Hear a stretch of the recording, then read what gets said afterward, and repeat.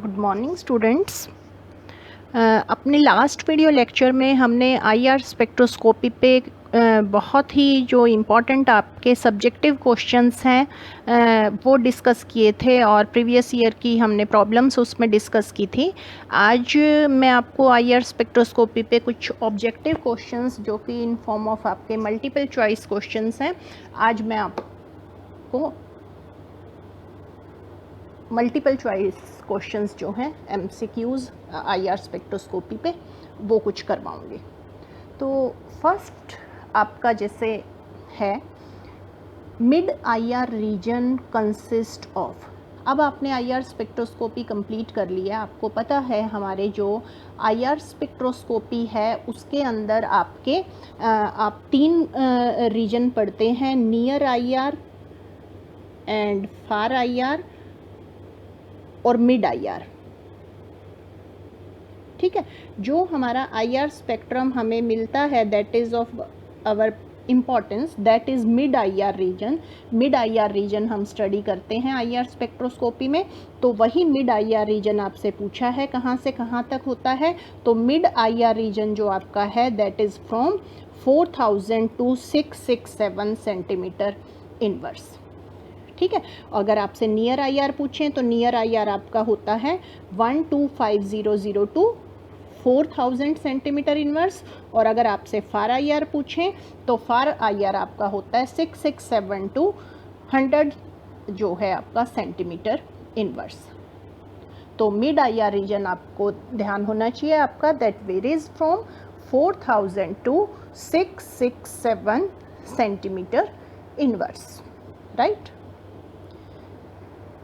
Next है आपका which of following transition mainly occur in IR. अब आपने यूवी स्पेक्ट्रोस्कोपी पढ़ी, यूवी स्पेक्ट्रोस्कोपी में आपकी जो ट्रांजिशंस होती हैं वो सारी होती हैं, सारी मीन्स आपकी इलेक्ट्रॉनिक ट्रांजिशन भी होती है, आपकी वाइब्रेशनल ट्रांजिशन भी होती है और आपकी रोटेशनल भी होती है। जहाँ इलेक्ट्रॉनिक ट्रांजिशन होगी वहाँ वाइब्रेशनल और रोटेशनल ट्रांजिशंस तो हमेशा होंगी, क्योंकि इनकी जो एनर्जी है वो इलेक्ट्रॉनिक एक्साइटेशन से कम होती है। तो यूवी को इसलिए आप इलेक्ट्रॉनिक स्पेक्ट्रोस्कोपी भी बोलते थे, लेकिन आज हमारी डिस्कशन हो रही है आईआर पे। तो आईआर जो स्पेक्ट्रोस्कोपी है इसके अंदर वाइब्रेशनल ट्रांजिशंस होती हैं, और वाइब्रेशनल जो ट्रांजिशंस हैं they are always accompanied by rotational transitions, क्योंकि इनकी एनर्जी रोटेशनल की वाइब्रेशनल से कम होती हैं। तो इन जनरल इसीलिए आपकी जो आईआर है उसके अंदर आपकी रोटेशनल एंड वाइब्रेशनल ट्रांजिशंस होंगी। वाइब्रेशनल ट्रांजिशंस होती हैं आपकी, इसीलिए आप आईआर स्पेक्ट्रोस्कोपी को वाइब्रेशनल स्पेक्ट्रोस्कोपी भी बोलते हैं। तो आईआर जो ट्रांजिशंस आईआर स्पेक्ट्रोस्कोपी हैं उसमें vibrational transitions followed by rotational transitions, right. Next है आपका consider the following types of vibrational modes. अब आपने मॉलिकुलर वाइब्रेशंस के डिफरेंट टाइप्स पढ़ी थी कि there can be stretching vibration, bending and further उनकी डिफरेंट टाइप्स।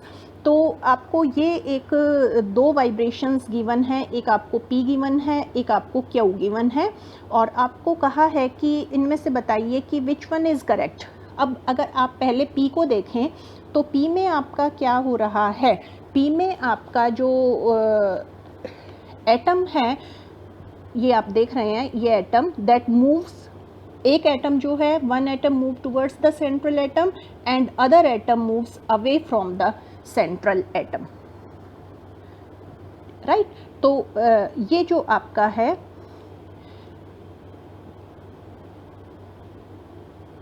क्यू की अगर अब हम बात करें तो क्यू में क्या हो रहा है, क्यू में आपका ये एटम ये वाला जो है ये इससे दूर जा रहा है, और अगेन ये वाला एटम भी इससे दूर जा रहा है,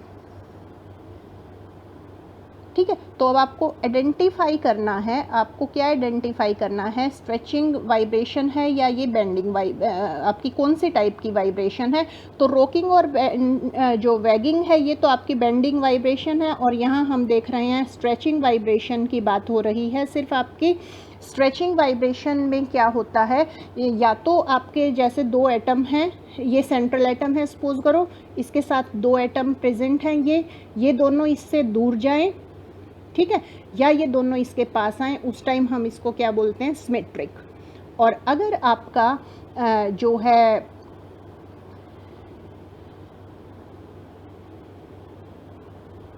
दोनों उससे दूर जाएं, जैसे ये आपका दूर गया है,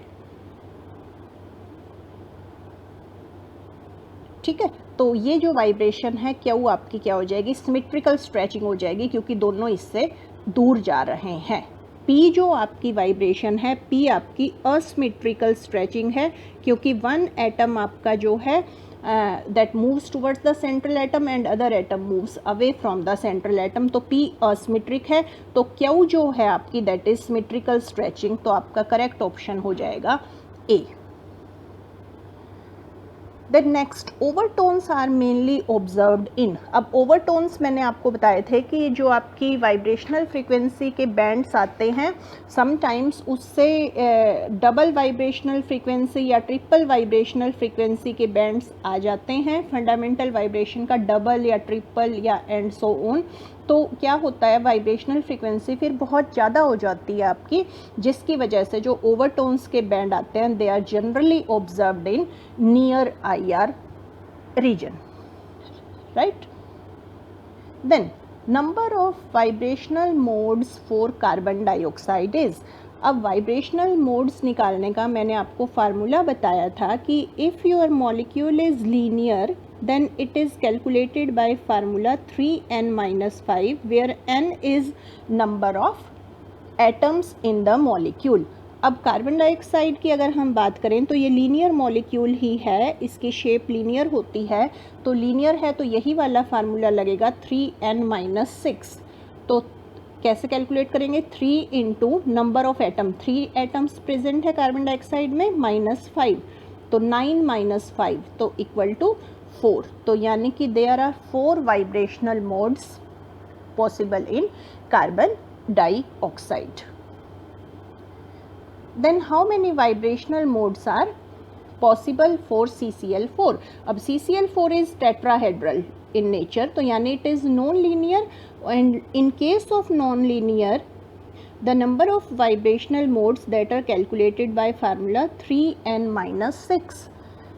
तो 3 इंटू, अब कार्बन टेट्राक्लोराइड में कितने एटम्स आपके प्रेजेंट हो गए, एक कार्बन है, 4 क्लोरीन है, तो टोटल 5 एटम्स हो गए, तो 5 - 6 तो 15 - 6 यानी कि overall 9 vibrational modes are possible in case of carbon tetrachloride,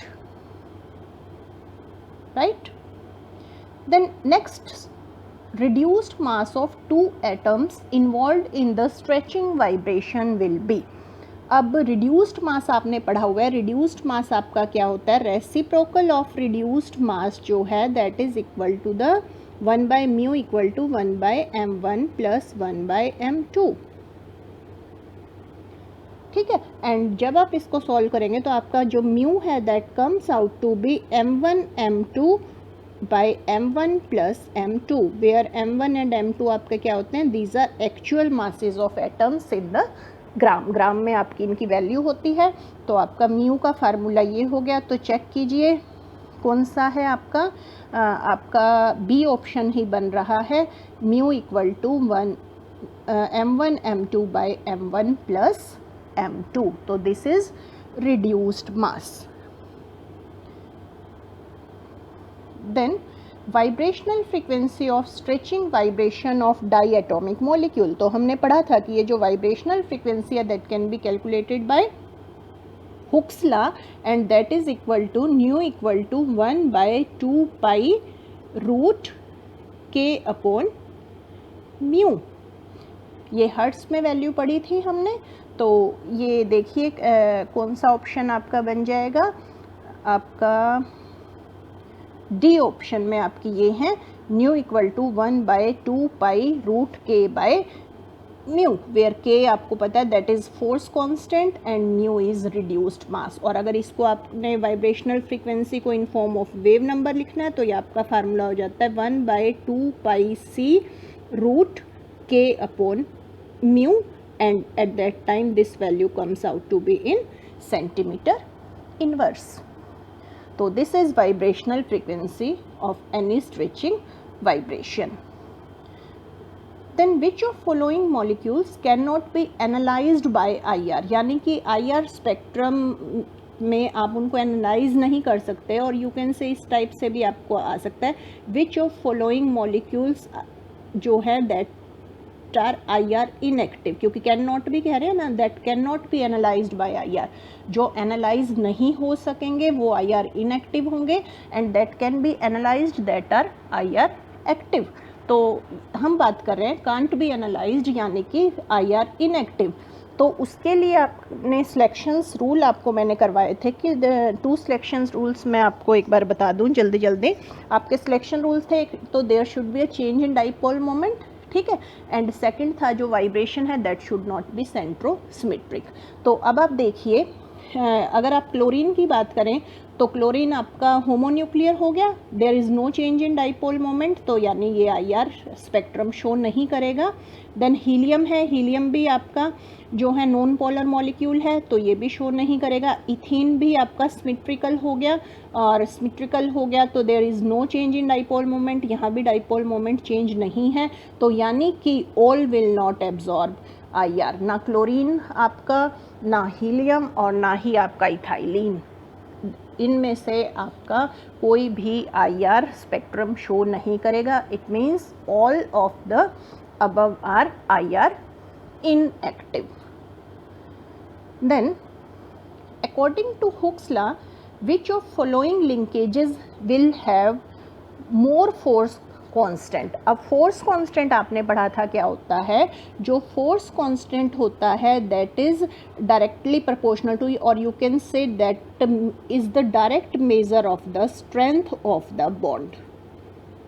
जितना बॉन्ड आपका स्ट्रॉन्ग होगा उतना ही आपका फोर्स कांस्टेंट ज़्यादा होगा। तो आपका कार्बन कार्बन ट्रिपल बॉन्ड जो होता है वो आपका सबसे स्ट्रॉन्ग होता है as compare to carbon carbon double bond, as compare to carbon carbon single bond, ठीक है।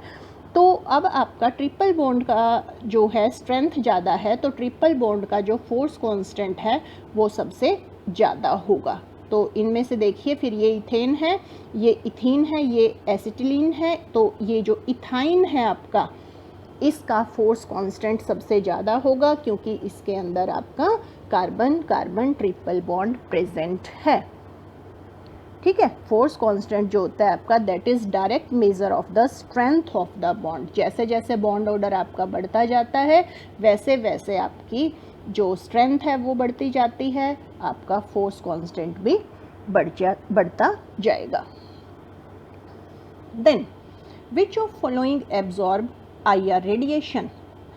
Homonuclear diatomic molecule. तो अभी मैंने आपको बताया था होमोन्यूक्लियर शो नहीं करेगा, जैसे कि अगर आप HH की बात करें तो ये शो नहीं करेगा, ClCl की बात करें ये शो नहीं करेगा, और अगर आप HCl की बात करें तो ये शो करेगा। तो हेट्रोन्यूक्लियर डाइएटॉमिक मॉलिक्यूल जो आपका है वो शो करेगा।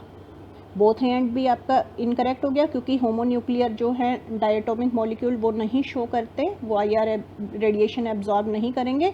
एंड फोर्थ ऑप्शन क्या है, diatomic molecule will not absorb. ऐसा नहीं है, ये एक डायटोमिक मॉलिक्यूल है but this diatomic molecule should be heteronuclear. अगर हेट्रोन्यूक्लियर है तो IR रेडिएशन एब्जॉर्ब करेगा, अगर हेट्रोन्यूक्लियर नहीं है तो it will not absorb IR radiation. The next question है which of following vibrational mode of carbon dioxide is IR active? अब अगेन आपको सिलेक्शन रूल जो है सेकंड, आपको सिलेक्शन रूल इसके लिए होना चाहिए। सेकंड सिलेक्शन रूल मैंने आपको क्या बताया था, only those vibrations are IR active which are not centrosymmetric, यानी जो सेंट्रोसिमेट्रिक ना हो, यानी कि the vibrations which are not symmetrical about the centre of the molecule, that vibrations are IR active, ठीक है। अब कार्बन डाइऑक्साइड की अगर हम सिमेट्रिक स्ट्रेचिंग की बात करें तो this is your carbon dioxide molecule. Symmetric stretching में या तो आपके ये दोनों इसके पास आएंगे, ठीक है, या दोनों इससे दूर जाएंगे। तो ये जो वाइब्रेशन है कार्बन डाइऑक्साइड की, किसकी बात कर रहे हैं हम, सिमेट्रिकल स्ट्रेचिंग वाइब्रेशन की। तो ये सिमेट्रिकल हो गई, सिमेट्रिकल होने की वजह से now this will be IR inactive, क्योंकि मैंने अभी आपको बताया कि वाइब्रेशन जो हैं IR एक्टिव होने के लिए दैट शुड नॉट बी सेंट्रोसिमेट्रिक।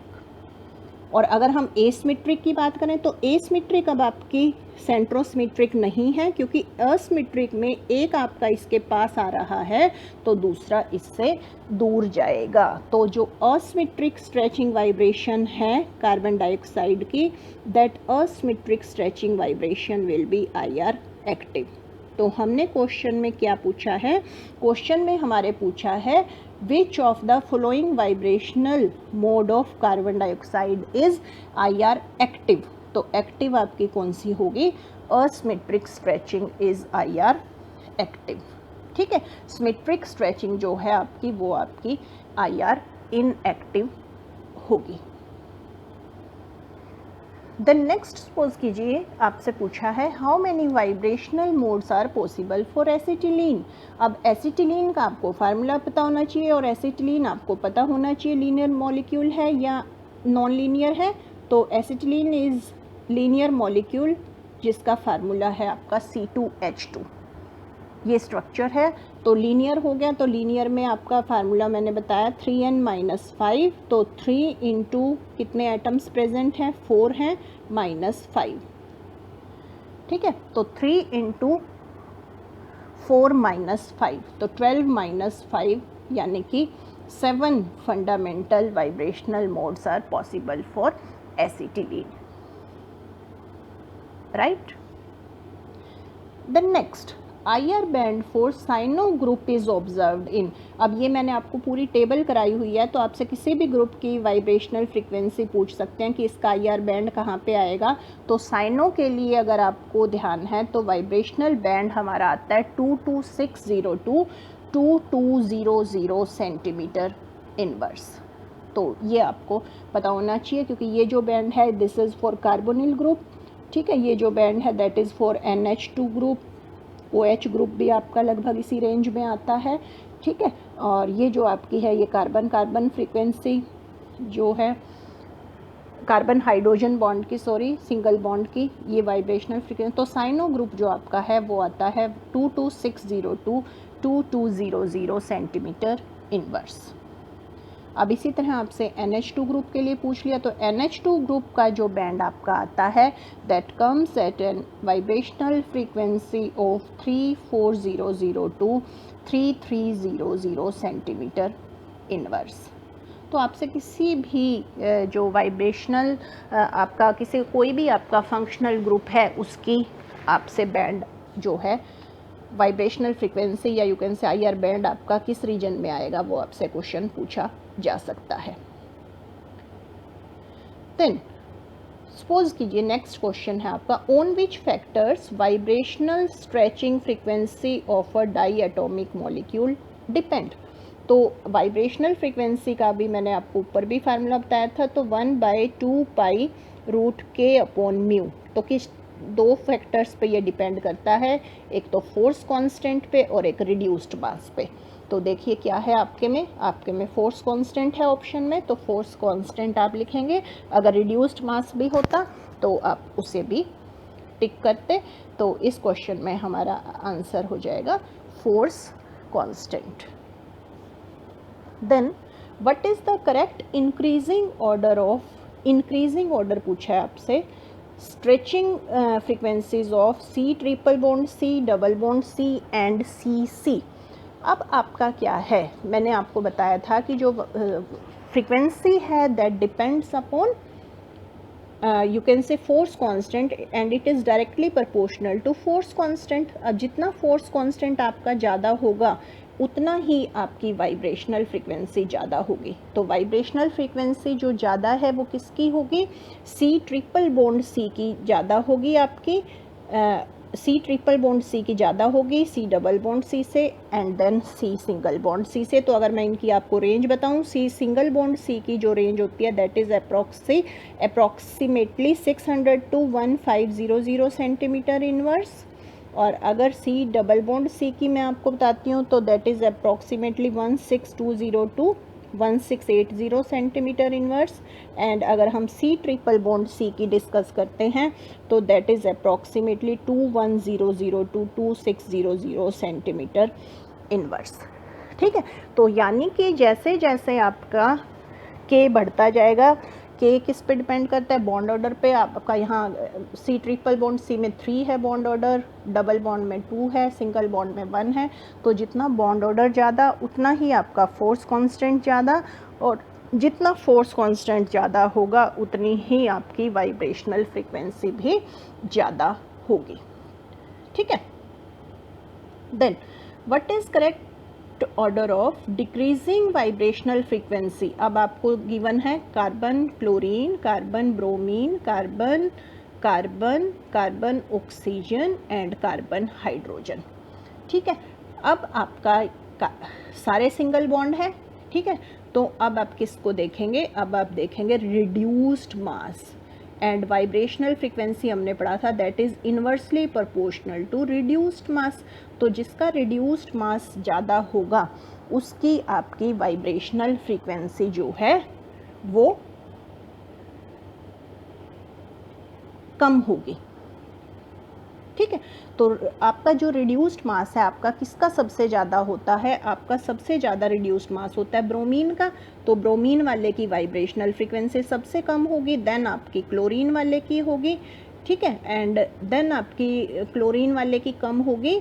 अब आपका है क्लोरीन ब्रोमीन, ऑक्सीजन है तो ऑक्सीजन का मास ज़्यादा होता है, देन आपका कार्बन आ जाएगा एंड देन आपका हाइड्रोजन आ जाएगा। ठीक है, तो आप ऑर्डर देखिए, डिक्रीजिंग वाइब्रेशनल फ्रीक्वेंसी पूछा तो आपका सबसे पहले जिसकी सबसे ज़्यादा होगी, सबसे ज़्यादा हाइड्रोजन वाले की होगी, ये हाइड्रोजन हो गया, देन कार्बन की उससे ज़्यादा, ऑक्सीजन उससे ज़्यादा, क्लोरीन उससे ज़्यादा, एंड CBr जो है आपकी रिड्यूस्ड मास सबसे ज़्यादा है। तो इसीलिए आपकी जो CBr की वाइब्रेशनल फ्रीक्वेंसी है वो सबसे कम होगी। तो आपका ऑर्डर हो जाएगा ये, क्योंकि डिक्रीजिंग में हमसे पूछा है तो सबसे पहले हमें CH पुट करना है जिसकी आपकी वाइब्रेशनल फ्रीक्वेंसी सबसे ज़्यादा होगी, एंड CBr जो आपका है उसकी वाइब्रेशनल फ्रीक्वेंसी इनमें से सबसे कम होगी। Right, The next, which material are used to prepare a rod of Glauber? अब ग्लोबर आपका क्या है, ग्लोबर आप यूज़ करते हैं IR जो स्पेक्ट्रोफोटोमीटर आपका होता है, IR स्पेक्ट्रोफोटोमीटर में ग्लोबर जो है that is used as a source of IR radiation. जो ग्लोबर है that is used as a source of IR radiation। तो IR रेडिएशंस प्रोड्यूस करने का जो सोर्स है ग्लोबर, वो आपसे पूछा है किसका बना होता है, तो ग्लोबर आपका होता है road of silicon carbide. SiC की रोड जो होती है उसको अगर हम हीट करते हैं तो IR रेडिएशंस हमारी प्रोड्यूस होती हैं। Then next, Nernst blower. Nernst blower is also used as a source of IR radiation। ये भी IR रेडिएशन का सोर्स है। और जो ये Nernst blower है ये किसका बना होता है, ये Nernst blower बना होता है mixture of zirconium, yttrium and erbium oxide. ये क्रोमियम के ट्रांजिशन मेटल्स के ऑक्साइड होते हैं, zirconium oxide, yttrium oxide, chromium oxide, आपका अर्बियम होता है, अर्बियम के ऑक्साइड, इस टाइप के जो ट्रांजिशन मेटल्स के ऑक्साइड्स हैं इनका मिक्सचर होता है ये नर्स्ट ब्लोअर। ठीक है, एंड इस नर्स्ट ब्लोअर को जब आप इलेक्ट्रिकली हीट करते हैं तो it produces IR radiations. Then which of following functional groups exhibits the highest frequency in infrared region? अब इंफ्रारेड रीजन में जो आपका IR स्पेक्ट्रम होता है इसमें कह रहे हैं आपका कि इनमें से सबसे ज़्यादा हाईएस्ट फ्रीक्वेंसी आपकी किस फंक्शनल ग्रुप की आती है। तो अगर हम बात करें, अगर हम अल्कोहल की बात करें, मैं रेंज नहीं अप्रॉक्स चलो रेंज की ही बात कर देते हैं। यहाँ 3600 से लेके आपकी जो वैल्यू है वो आपकी 3200 या 3000 तक भी, depending upon the hydrogen bonding आपकी। ठीक है, हाइड्रोजन बॉन्डिंग जितनी ज़्यादा होती जाती है आपकी वाइब्रेशनल फ्रिक्वेंसी आपकी उतनी ही कम होती जाती है। ठीक है, एंड देन एस्टर अगर आपकी बात करें तो एस्टर में हमारे जो है अगर CO बॉन्ड की अगर हम बात करें, एस्टर में CO स्ट्रेचिंग वाइब्रेशन भी आएगी, C डबल बॉन्ड O भी आएगी।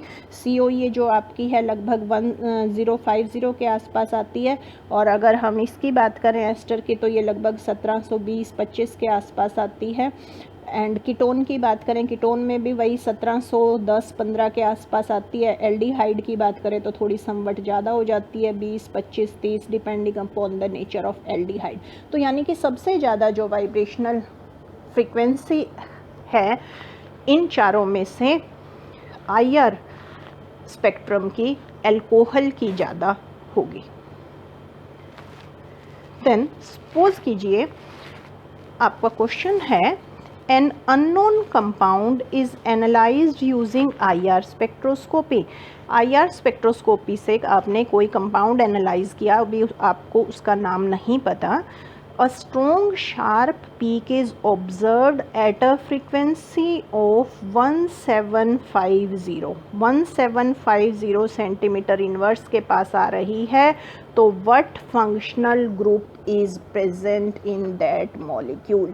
कौन सा आपका फंक्शनल ग्रुप प्रेजेंट हो सकता है? तो 1750 आपको देखते ही आइडिया तो लग गया होगा कि कार्बोनिल ग्रुप इज़ देयर। ठीक है, अब कार्बोनिल ग्रुप में अगर आप इसकी बात करें, इसमें से कार्बोनिल ग्रुप देखिए तो अल्कोहल तो आपका अपने आप ही कैंसिल हो गया, नाइट्राइल अपने आप कैंसिल हो गया। अब आपका है सैचुरेटेड कीटोन और एस्टर। कीटोन में समवट आपकी ये लोअर पे आती है लगभग 1710 के आसपास, और यहाँ आपकी वैल्यू रहती है वही 1740 या 50 के आसपास। तो हमारी रेंज यही गिवन है 1750 सेंटीमीटर इनवर्स। तो 1750 सेंटीमीटर इनवर्स के पास आपकी जो एस्टर ग्रुप है उसकी C double bond O stretching vibration आपकी आती है। तो आपका इसका आंसर हो जाएगा एस्टर, राइट।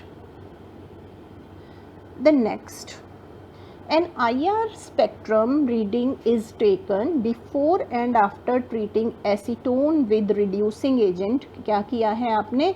एसीटोन लिया है और उसको रिड्यूस किया है with sodium borohydride. Then what will be the IR peak readings? IR peak readings क्या होंगी आपकी? Seen for the reactant acetone के लिए and for the predicted product. तो मैंने आपको IR स्पेक्ट्रोस्कोपी की एप्लीकेशंस करवाई थी, वहाँ मैंने आपको बताया था कि जो IR स्पेक्ट्रोस्कोपी होती है that is used to study the progress of reaction. तो अब आपका क्या है, आपने एसीटोन लिया है, acetone is CH3 C double bond O, और अब आप इसकी रिडक्शन कर रहे हैं सोडियम बोरोहाइड्राइड से, NBH भी हम लिखते हैं। तो that will give you on reduction isopropyl alcohol. तो आपसे रिएक्टेंट की और प्रोडक्ट की आपसे कहा है क्या बैंड्स आएंगे। तो रिएक्टेंट में आपका ये देखिए कार्बोनिल स्ट्रेचिंग बैंड आपका आएगा। तो कार्बोनिल स्ट्रेचिंग बैंड एसीटोन के केस में आपका आता है 1715 सेंटीमीटर इनवर्स पे, और प्रोडक्ट में अब आपका क्या है, OH ग्रुप प्रेजेंट है। तो OH का बैंड आपका अप्रॉक्स आएगा 3300 सेंटीमीटर इनवर्स पर।